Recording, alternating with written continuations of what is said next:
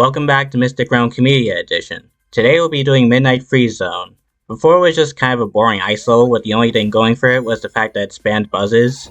Now we have a new set of badniks and gimmicks to make it stand apart from the other levels. Of course we have the pop hats and penguinators from Frozen Hillside, but there's also these new crawler types that emit a cold mist around them. And if you're in the mist for too long, you'll be frozen and have to mash the jump button to unfreeze yourself. Other than that, there's still a couple of buzzes around, but it's nowhere near as egregious as OG Mystic Realm. The main gimmick for Act 1 is use Gust of Wind that affect your movement, but doesn't increase your gravity like how it is in Rainstorm Keep. Flying characters will still feel it bad here. Something I learned while reading someone else's review of MRCE is that apparently the Gust of Wind will make the frozen effect from the ice crawlers persist for a longer time, but most of them tend to hang out in the cave areas, so it won't be that much of an issue overall.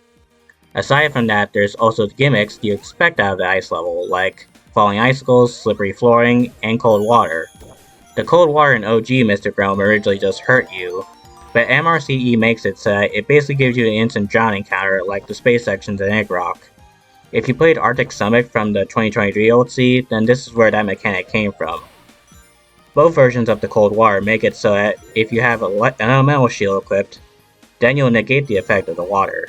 It's not as required in RCE though, since walking over the heated floors will reset the instant drown timer. The last thing of note in this level is that it's seemingly the only level to use the combi ring. It works like the one from Chaotix, where it's one giant ring that splits off into multiple rings after a little bit.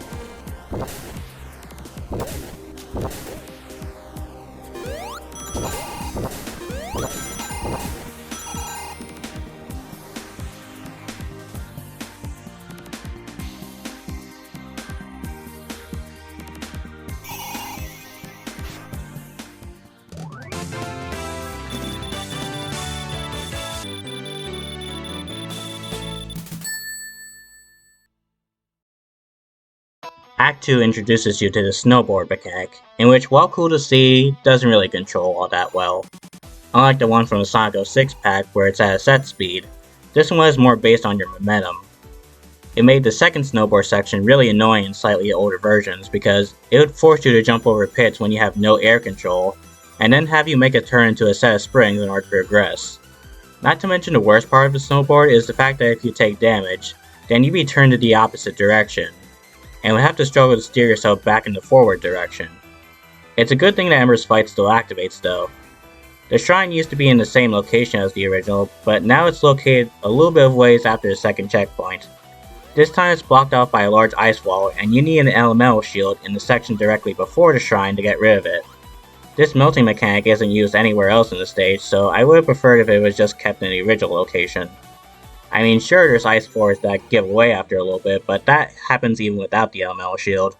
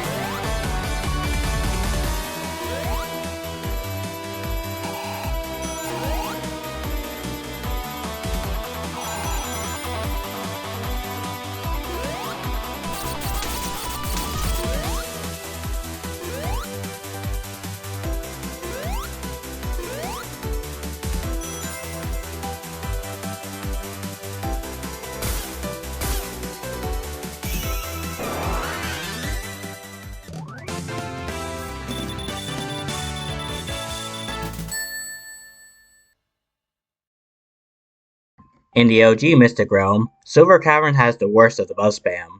I remember wanting to contribute to this project just so I can get rid of the buzz spam, but that was before they reworked the special stages. Now Silver Cavern has no enemies whatsoever, but the caveat is that you can see jack shit for most of the level. On the bright side, it's probably the second easiest special stage to get the A rank on, so there's not much to get in your way. Though there is this really dickish trap in the outdoor section in which there is a score monitor directly next to a spring that will catapult you into the abyss. Directly after that is a towering platform section in which you have to deal with a chain of icy sloped floors and small collapsing platforms while icicles rain down on you from places you can't see. The final section can be tricky at first, since at one point you'll need to make a 90-degree turn to a platform that's just barely visible in order to progress, but not too bad overall.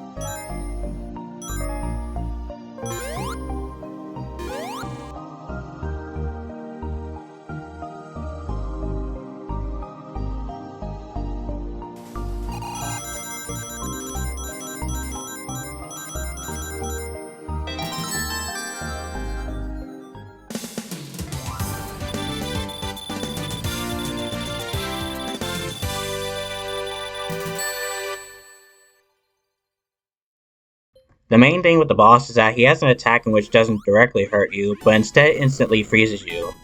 He can either shoot out crystals in a spread, or shoot them straight at you like a Gatling gun. He can then follow it up by either shooting a laser or just zooming by. In Phase 2, he'll start launching bombs that create more crystal spawns exploding. This boss has a similar trait to the one in Flame Rift, in which they tend to get out of reach, so those two are another good reason why I chose Ember.